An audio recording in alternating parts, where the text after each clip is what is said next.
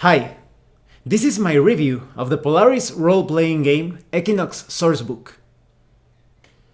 This sourcebook is quite superb. It's been a while since I've seen a science fiction city supplement so well organized and written and explained. It's so evocative. I can almost imagine Equinox right now with all its sounds and everything that's going on within and outside of the city. Now let's talk about the quality of the PDF. The document is fully bookmarked. It's quite easy to navigate. It's just 51 pages long, and everything is well written and explained. There are a lot of details. It's quite a pleasure to read this source book because it doesn't feel boring, it doesn't feel too dry, it feels just right in its evocative quality and its technical description of everything in the city and around it. I also like the illustrations. They are quite awesome and quite evocative of the theme and the setting. Now let's talk about the content. First, you have a short history of Equinox. Everything in that short history makes sense. It almost feels real within the fictional context. That is, you start seeing how the city was built in a certain area that is the location from a strategic point of view. It's quite easy to defend because of the currents and quite sustainable because of the flora and the fauna around it. And Equinox has strong ties to the Polaris effect because the cult of the Trident uses Equinox as its base of operations. There were in the past some let's say, unfortunate accidents concerning the Polaris effect, but that has been controlled thanks to the actions of the cult of the Trident. However, there are a lot of latent dangers and problems related to the Polaris effect and all the intrigues surrounding it, and that's quite exciting because that means a lot of room for adventuring campaigns. Now let's talk about life in Equinox. The city itself feels slightly claustrophobic. The ceilings are quite high, but many of the corridors and structures are quite narrow, even the places of habitation. So many visitors of Equinox prefer to spend the night in their submarines or even in their exosuits at times. There are even hangars for suits than spending a night within Equinox, because unless you are rich and living in the wealthier parts of the city, everything feels a bit cramped, a bit somewhat claustrophobic, and I think that's perfect for the theme. And pure water is quite rare within the city. It's somewhat like a paradox because you're surrounded by water, but you could die of thirst if you are not careful. Effectively, you can only get 1 liter of pure water per person per day. The rest of your needed hydration you get through modified food stuff. And you have a list of the different drinks and foods that you can get within Equinox with its list of prices. And some of those are quite expensive concerning the rarity of those items. Equinox at times feels a bit like a combination of Wild West town and medieval fantasy town. For example, let's talk about the dangers and the corruption within the city. Almost everybody in Equinox is openly corrupt. Many shady dealings and all sorts of questionable operations are carried out within different establishments in the city, and the Watchers, that is the police force within the city, will not take action upon those things unless they present a sort of like a threat to the city. And on the other side, information is quite valuable in Equinox. Things that are happening around different regions of the ocean. So in that way, that's what I mean when it combines Wild West with medieval fantasy, because it feels like a town where even though there's a friendly facade, that there are dealings, you can interact with people, you can exchange stories and information, it's every man for himself. And on the other hand, the way that information is so valuable, especially concerning what's been happening around the ocean, it kind of feels like those medieval fantasy settings where it's quite difficult to know what's just around that mountain or beyond that forest.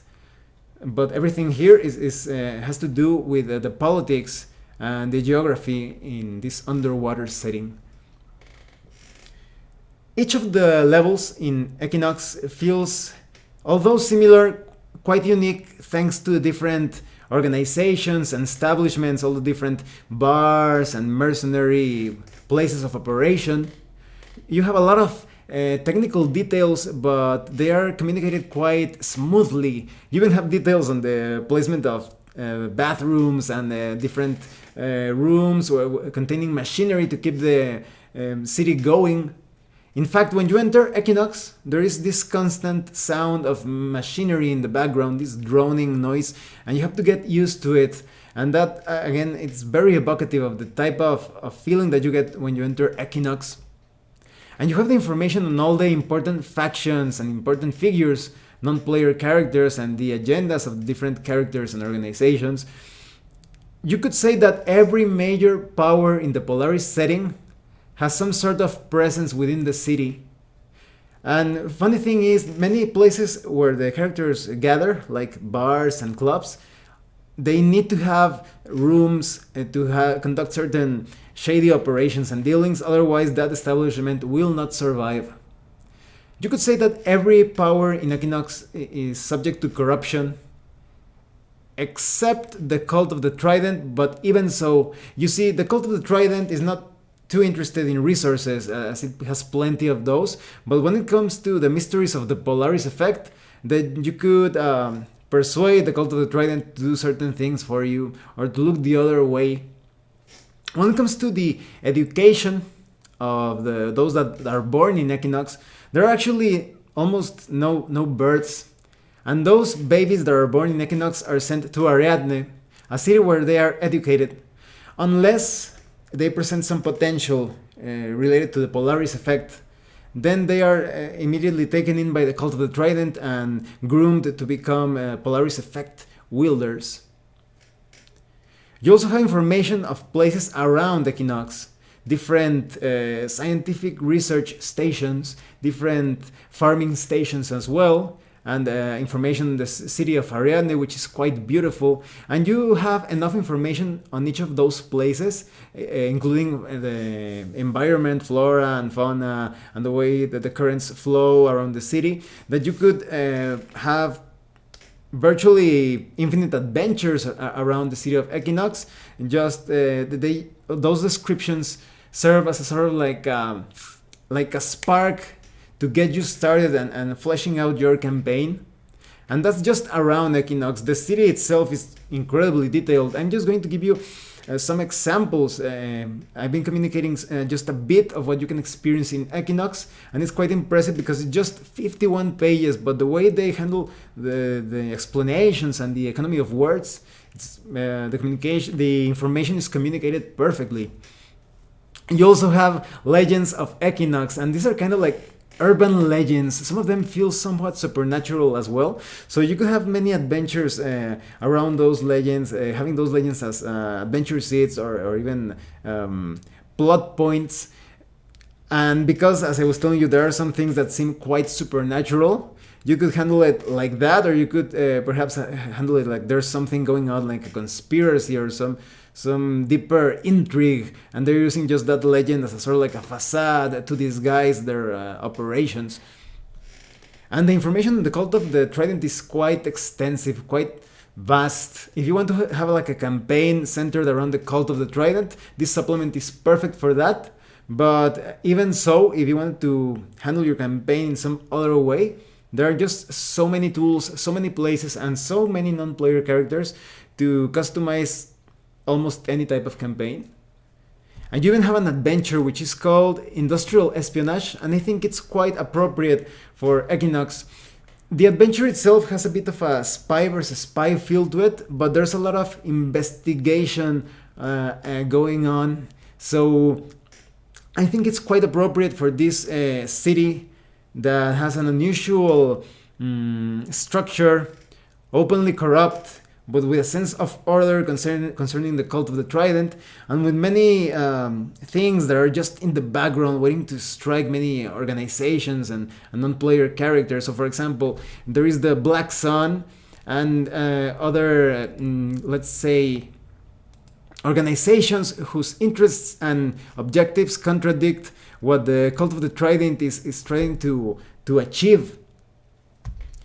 So overall, let me tell you what I think of the Equinox sourcebook. I think this is a great sourcebook. I think it contains so many things that it feels like, instead of just being a city, it feels like a mini campaign setting by itself. It's so well described that you could use it as inspiration for other science fiction games if you want to do, but you definitely need to use this with Polaris. I also like the structure of the city, the initial way it's built, and with the elevators in the middle of the city that take you to almost every floor, and the flavor of every floor. It reminds me a bit of that old school game of Metamorphosis Alpha. So you could say that this sourcebook uses a tried and true structure for the city. And the way you could also get details on what surrounds the city, there's a lot of material for you to perhaps create a campaign with characters traveling in and out of Equinox. Equinox is a perfect hub for all sorts of adventures, both mechanically and thematically, because you need this city to have all sorts of dealings, all sorts of possibilities when it comes to plot points and the objective of a particular adventure. And at the same time, thematically, this is probably the most important city in the Polaris setting, at least currently so, or it feels like that, because there are just so many ways in which you can play your Polaris role-playing game, taking advantage of the factions, non-player characters, places of interest, urban legends, etc, etc, etc. I cannot recommend this enough. You should get it immediately. Well, thanks for watching my review. If you have any comments or questions, please let me know. See you later.